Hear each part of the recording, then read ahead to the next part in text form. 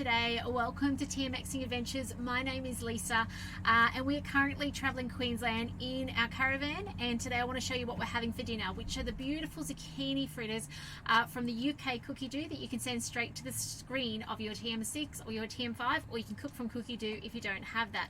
By the way, there's a 30-day free trial. If you don't have cookie dough, go check it out and check out all the recipes that you can meal plan to and shopping list and send to Woolworths online and all that sort of stuff.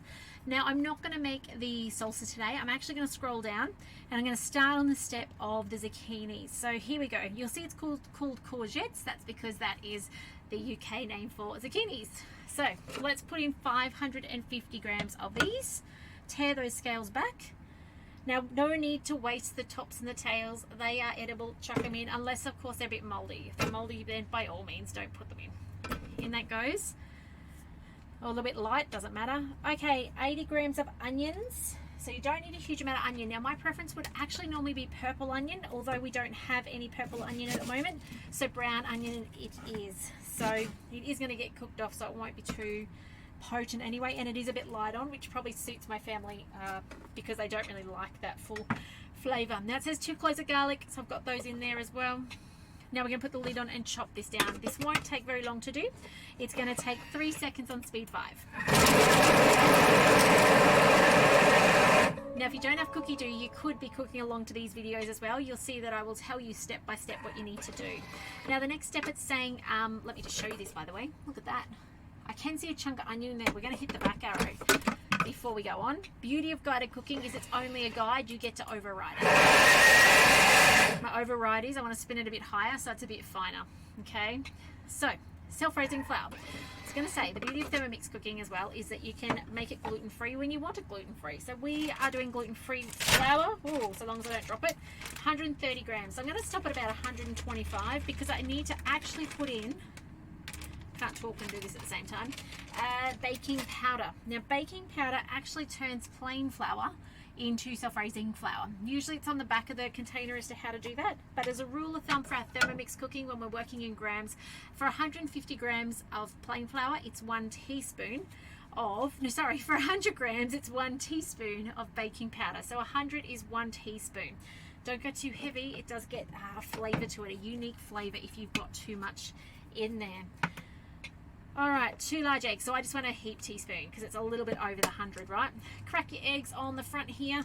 In they go. We want 2 large eggs or whatever eggs you've got.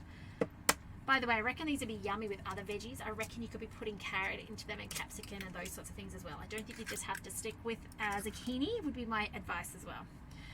Okay, next up we've got some salt. Now, you guys know when you see salt, it means veggie stock. So it says 1 teaspoon. Normally I'd say multiply by 4.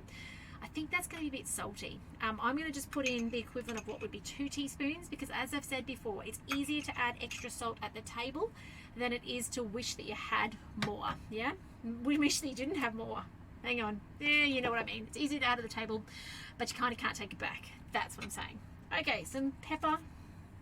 In it goes, 1/4 teaspoon. On with the lid. Let this mix through. Stumbling on my words today. My goodness. Okay, 10 seconds speed 4. And the last thing you'll need is some feta. 125 grams of feta.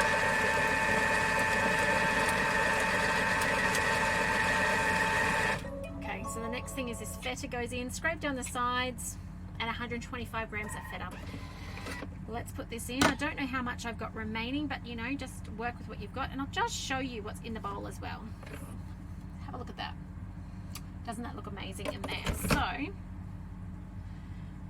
now this is a favorite for one of my kids who doesn't particularly like food. I've got one that's just particular. That's probably the word that comes to mind.